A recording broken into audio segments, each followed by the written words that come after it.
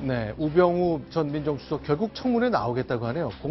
고개 수배했더니 달라진 것인지 그 달라진 상황을 좀 정리해 보겠습니다.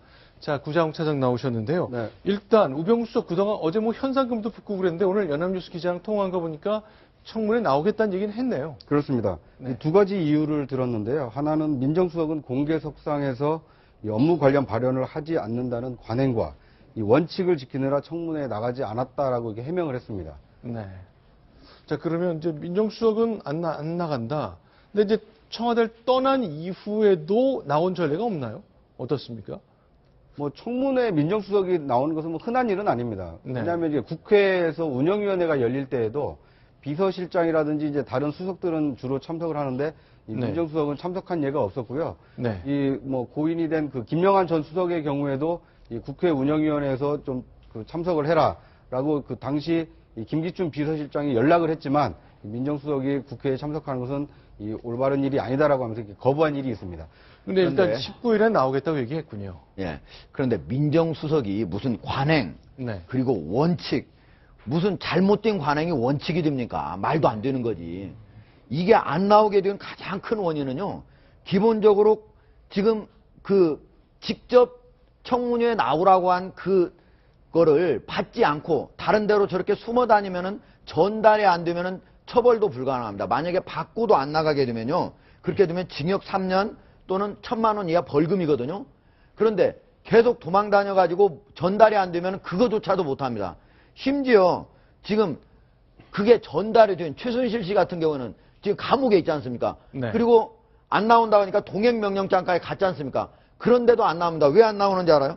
징역 5년 이하 1,000만 원 이하 또 벌금이기 때문에 그거 다시 뭐 좀 한 6개월 정도, 보통은 한 6개월 정도 더 추가되는 거죠. 그거 내가 더 받느니 그냥 안 나가겠다 이런 얘기거든요. 네. 그 최순실 씨가 나와야 이번 게이트의 가장 핵심을 다 풀 수 있지 않습니까? 제가 보기에는 이 자체, 즉 국정조사 청문회에 안 나왔을 때 처벌 조항을 강화해야 됩니다. 네. 그리고 1,000만 원 이하 벌금, 돈 많은 사람 지금 수천억 재산이 된다는데 1,000만 원 이하 벌금으로 저게 강제가 되겠습니까? 이거부터 고쳐야만 앞으로 이런 일들이 반복되는 걸 막을 수 있다. 이렇게 봅니다. 우병우 수석은 지금 현직이 아닙니다. 네. 이제 전직입니다. 과거에 국정조사, 전직 대통령 국정조사 청문회 나왔어요. 네. 그리고 현직일 경우도 김기춘 비서실장이 김영한 민정수석 보고 국회 나가라고 그랬어요. 국정감사 때. 그러니까 얼마든지 나갈 수가 있는 건데 지금 안 나오고 있고 죄송합니다. 게다가 네.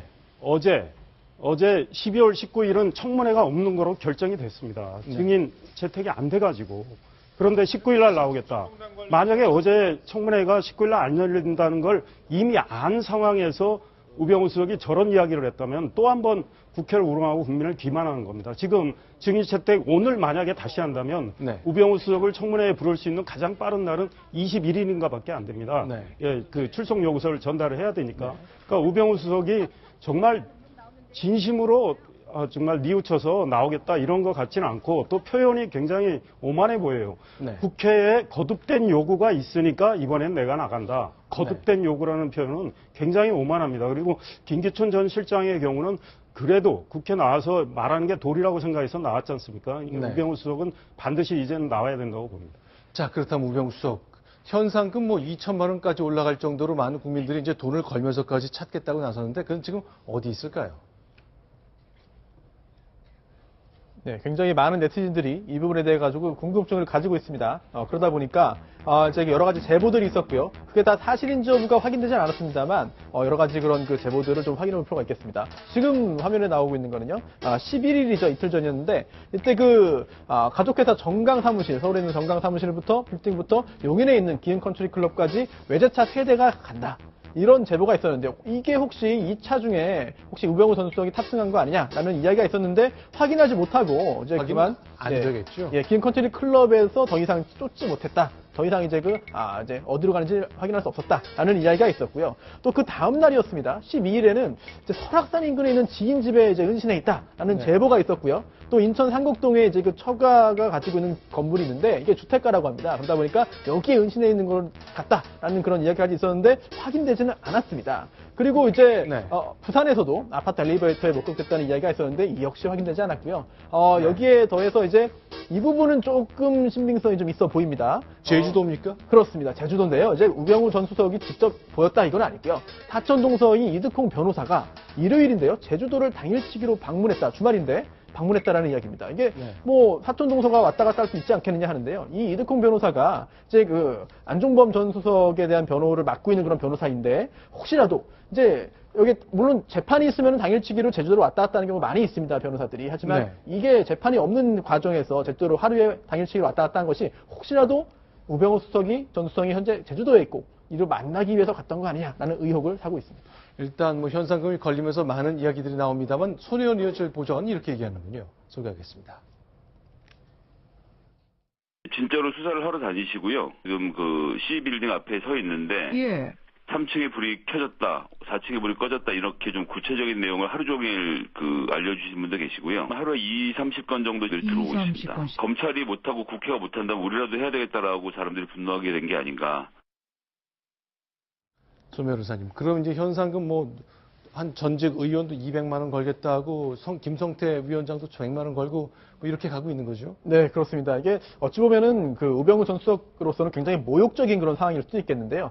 특히나 이런 표현까지 있습니다. 뭐 누구나 알 수 있는 얘기지만 좀 조롱하는 것인데요. 동그란 얼굴에 안경을 썼고 2대8 가르마머리, 말수는 적고 특히나 팔짱을 잘 끼고 눈을 잘 흘긴다라고 해서 그동안 이번 사건이 이제 불거진 후에 언론에 굉장히 안 좋게 보였던 그런 장면들을 이제 표현했는데요. 이게 물론 사건 자체가 희화화되고 우스꽝스럽게 되면 안 되겠습니다만 국민들의 분노를 보여주는 것이고요. 또 하나가 지금 화면에 보이는 사진은 네. 뭐예요? 이게 수배 전단인데 이거 역시 약간 조롱입니다. 왜냐하면 우병우 전 수석이 변장을 할 수가 있다. 옷차림이 바뀔 수가 있다. 라고 하면서 등산복 입은 사진이라든지 이런 것들을 통해서 우병우 전 수석의 그런 전단지를 만들었는데요.